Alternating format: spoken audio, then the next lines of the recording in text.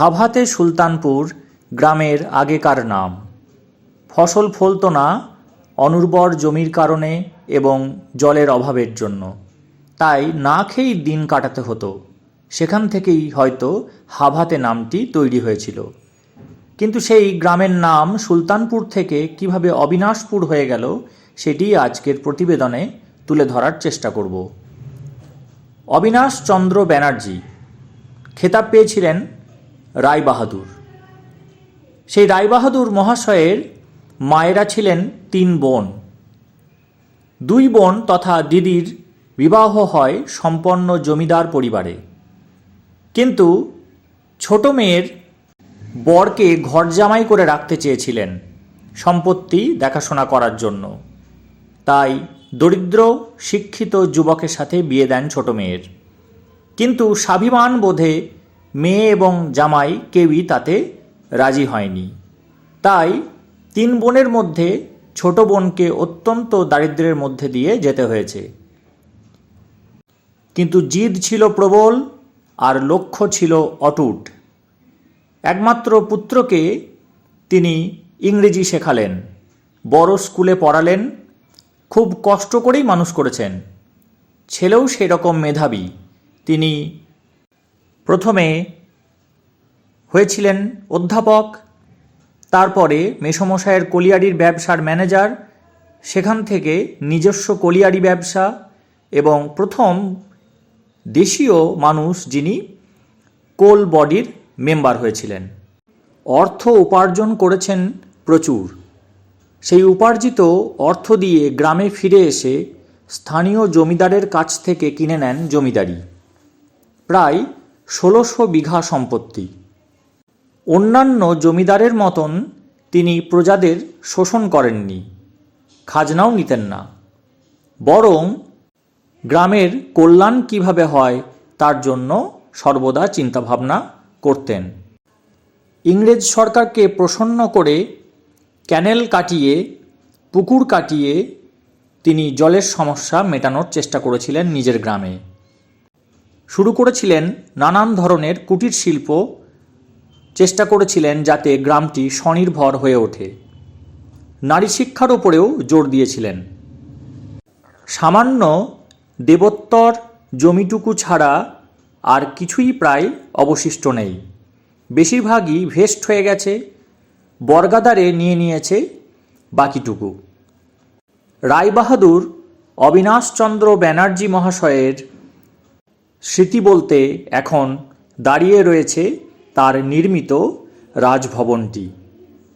বোলপুর শান্তিনিকেতন থেকে সিউড়ি যাবার পথে পাড়ুই পেরিয়ে সেকমপুর থেকে বাঁ দিকে ভেঙে কিছুটা গেলেই অবিনাশপুর রাজবাড়ি। বাড়ির মাথায় নিজের সাথে স্ত্রীর নামটিও লিখে রেখেছিলেন, মৃগনয়না দেবী। জানতে পারলাম রায়বাহাদুর উপাধিটি তিনি পরে পান, তাই পরবর্তীকালে তার দুপাশে রায় এবং বাহাদুর নামটি রয়েছে। নামের ঠিক উপরে দেখুন লেখা রয়েছে 1919, অর্থাৎ 1919 সালে বাড়িটি তৈরি হয়। মূল ভবনটি 3 তলা, তার সামনে প্রশস্ত উঠোন। সেই উঠোনের 3 দিকে ঘেরা যে ভবনটি সেটি 1 তলা এবং সেখানে অনেকগুলি কক্ষ রয়েছে। তার এক একটিতে এক এক ধরনের কাজ হতো।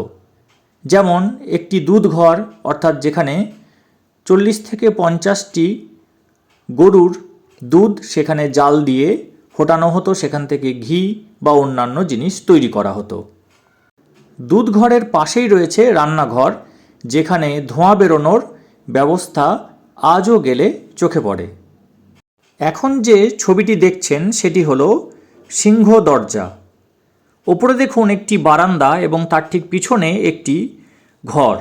সেই ঘরে থাকতো নেপালি দারোয়ান এবং নিচে দরজার ঠিক পিছনে ঘরের ভিতর দিকে থাকতো বন্দুকধারী দারোয়ান। দ্বিস্তরীয় সুরক্ষার জন্য 2টি দরজা এবং 2টি দরজাতেই একই সরলরেখা বরাবর 2টি ফুটো, যেটির সাহায্যে নজরদারি চালানো হতো এবং প্রয়োজনে গুলিও চালানো হতো। উঠোনের মধ্যে যে অংশটি একটু কালচে দেখছেন, এটি আসলে কাটা হয়েছিল পাতালঘর সিনেমার শুটিংয়ের জন্য। মনে করে দেখুন, যেখানে শঙ্খ, চক্র, গদা, পদ্ম বলে বিভিন্ন জায়গায় ঝাঁপানোর পর যে জায়গাটি খুলে গিয়েছিল পাতালঘরের প্রবেশ পথ হিসেবে, সেইটি হচ্ছে এই জায়গাটি। জমিদার বাড়ির পিছন দিকে যে পুকুর রয়েছে তার বাঁধানো ঘাট এটি, এবং এটি হচ্ছে ইঁদারা, যার জলই পান করতেন পরিবারের লোকেরা।